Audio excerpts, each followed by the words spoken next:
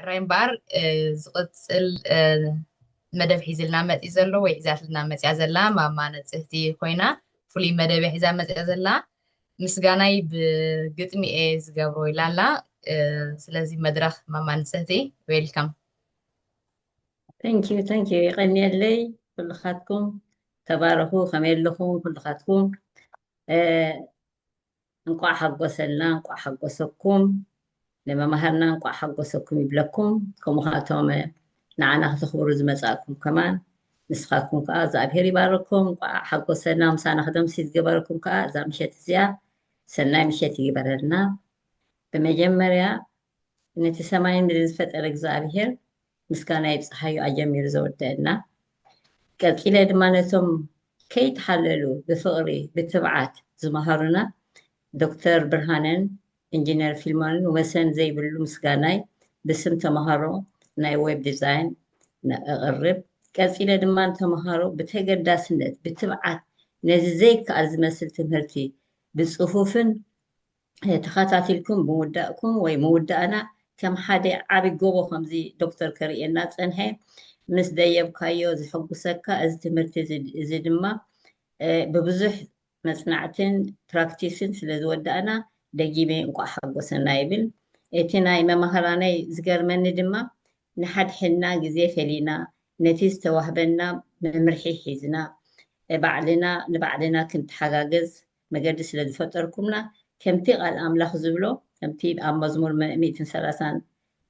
سلسن قصر حدا زبلو إنه أحوات حدا حبيرم كنولو كندي سنين كندي تعمل إيو يبلنا بتيت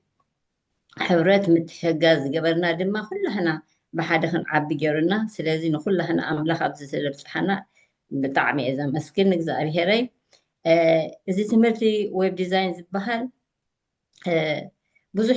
ብዙሕ ኣርእስቲ ዝሓዘ እዩ መምሃርና ድማ ብጣዕሚ ከድንቆም ይደሊ ኣብዚ ዘለና ግዜ ቴክኖሎጂ ግዜ ስለ ዝኾነ መምሃርና ድማ ነዚ ተረዲኦ ንህዝብና ብኸመይ ከም ምስ እዚ ዘሎ ቴክኖሎጂ ብኸመይ ንህዝብና ክንሕብሮ በማለት ብዝያዳ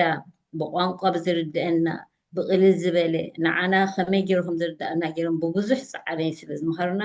ብጣዕሚ ሓጎሰይ መግለፂ የብሉን ቋንቋ ኮምፒውተር ኮነ ከምቲ እትናቱ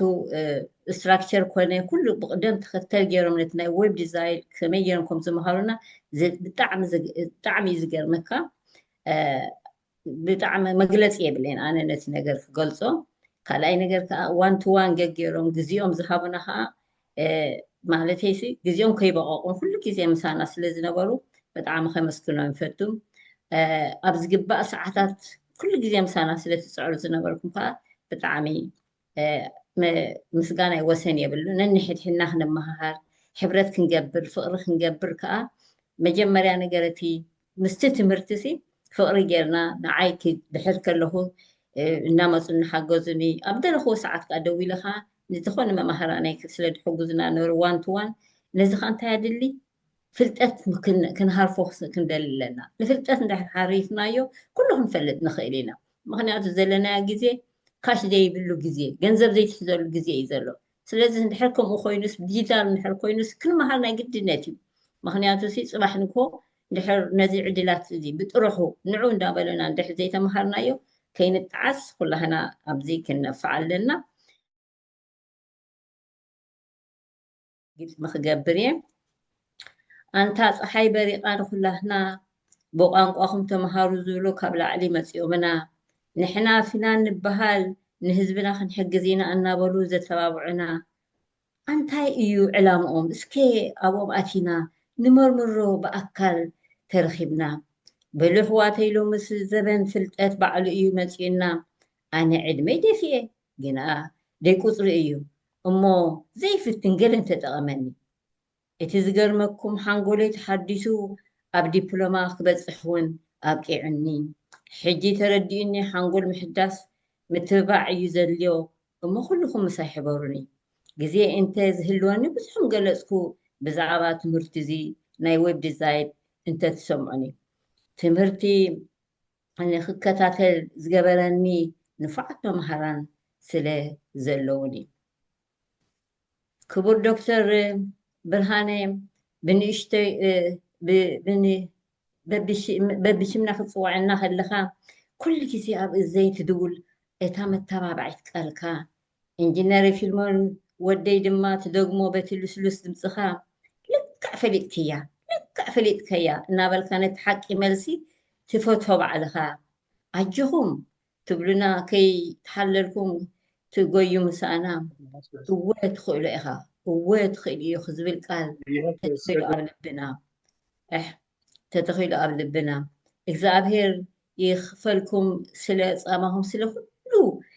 ልግስኹም ግዜኹም ዝሃብኩምና ሕጂ እውን ክንስዕበኩም ኢና ምሳኹም ከነተግብሮ ሕልምና ክንበፅሖ ኢና ከምቲ እቅድኩም ከምቲ ዕላማኹም በቲ ዘተባባዕ ቃላት ዝሃብኩምና ክምዕብል ዝደሊ እንተሎ ሕበሩ ኩልኩም ምሳና እቲ ተቐሪቡ ዘሎ መኣዲ ፍልጠት ንቀዳደም ኩላትና ድሓር ከይትጣዓሱ ሕጂ ተበለፁ እነው ብሉፃት መምሃራን ይዕድምኩም ዶክተር ብርሃነ ኢንጂነር ፊልሞን ክቡር ሰላምታ ኣቅርብልና ንክቡራ ስድራ ቤትኩም ወርቃዊ ግዚኦም ንዓና ክንምሃር ዕድል ዝሃብኩም ልባዊ ምስጋና ኣቅርብልና ካብ ብሉፃት ተምሃሮኩም የቐኒየለይ ንፅህቲ ካብ ሽወደን ቴንክ ዩ ዋዚና ነመስግነኪ መማንፅህቲ ብሓቂ ኣዝዩ ደስ ዝብል ናይ ምስጋና ግጥሚ እዩ ቴንክ ዩ ወላዲ መምህር ወይ መራሒ ሕብረተሰብ እንተ ደኣ ሃሊና ኮይና ኣባል ናይዚ ኣምጻእቲ ለውጢ ንኹን መጻኢ ዕድል ደቅና ንምሓዝ እውን ሓግዙ ኣብ ኤሪደሚ ብምብጻሕ ኮርስ ምፍጣር ብትግርኛ ምምሃር ንቐጻሊ ወለዶ ምሕያል ብቐሊል መንገዲ ተዳልዩሎ ነዚ ውሑስ መምሃሪ ቦታ ንምፍታሽ ኣብ www.eridemi.com ተወከሱ بتمرتي إذا حدش ولدو زحيلن زتمهرن محبرتسب كخون أم مهنات تتنبرونا كلاتنا كم ولدن ممهرانن حبرتسبن حلفنت اللونا ندكنا نابزهن صم ممرح كابزفرسوم تحستو دما محلاو حيلي اللونا